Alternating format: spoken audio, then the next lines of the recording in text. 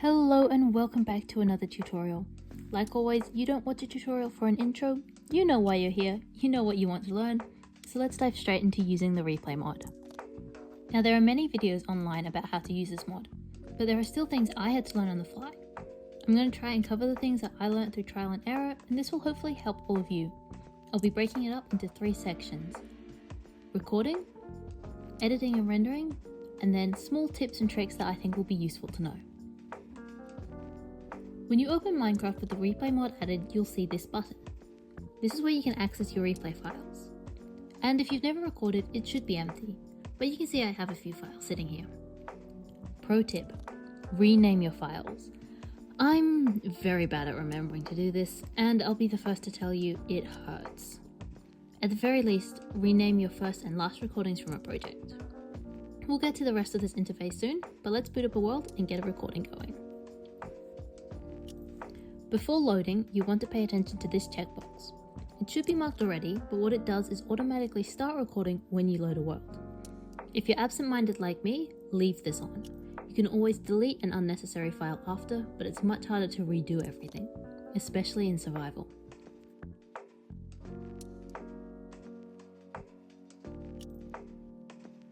Once inside a world, navigating to the game menu will show you 2 new options: pause and stop recording. These are pretty self-explanatory. They pause and stop your recording. When you leave the world, the replay file will automatically save, so you're free to go about your business. Build, create, do your thing. Just make sure it says recording in the top left corner here before you start. Now you have your content. Go into the replay viewer, select the file and hit load. When it loads, it will immediately start playing, which can be quite disorienting at first. To stop this, hit T to enter cursor mode, and then pause on the top section. Now this top section is your entire recording, and this bottom one will be the edited segment.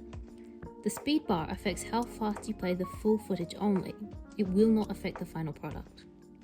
To exit cursor mode, hit escape. You can move the camera like in spectator mode when you're playing, with the W, A, S, D, Shift and space bar. Once you have a nice position, you want to enter cursor mode again by hitting T and place a position keyframe. This tells the replay that you want the camera to start in this position. You can see it comes up here. Now you need to tell the replay when you want to start. Locate the start of the section you want to record in this top part, and then add a time keyframe. It is super important that your time keyframe is at 0, 0. Or else you have a few minutes of freeze frame and the rendering will be really annoying. So make sure to click 0, 0 and then add your time keyframe. You do the same to where you want to end it. Navigate to the section, add a time and position keyframe and you're good to go.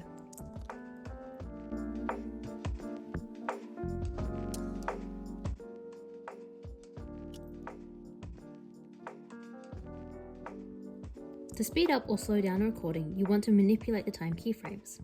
Bringing them closer together will speed up the recording, which is useful for time lapses.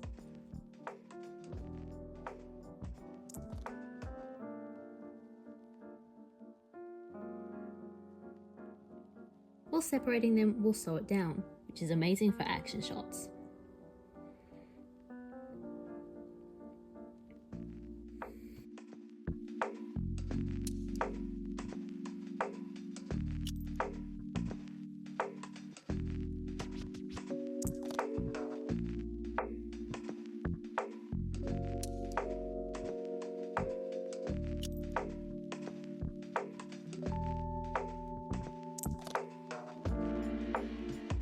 When moving your time keyframes, remember to move your position keyframe as well to line it up with the time keyframe.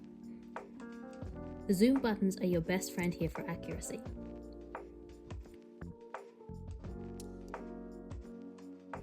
Now before you hit render, open up this menu with the 3 lines.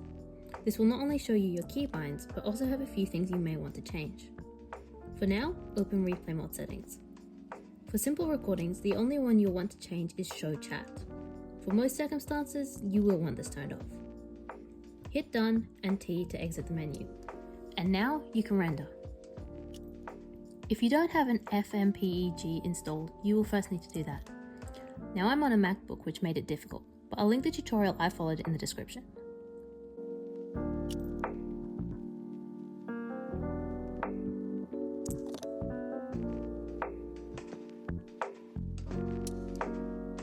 Once your file is rendered, open the video folder and there you go.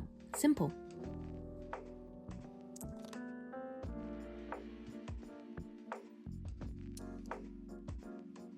So what else is good to know?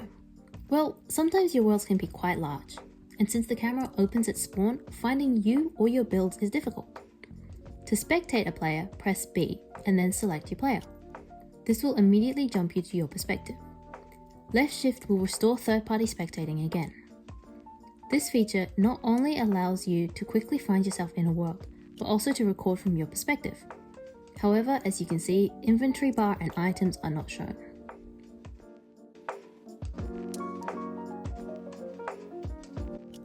It's very easy to accidentally move the camera, and very hard to manually reposition it. To quickly snap to a certain position keyframe, right-click to teleport the camera back to the desired spot. Adding event markers can also help you easily break up and find important points in your footage. To edit a marker, double-click on it to change its name and details. Remember to hit save and not cancel.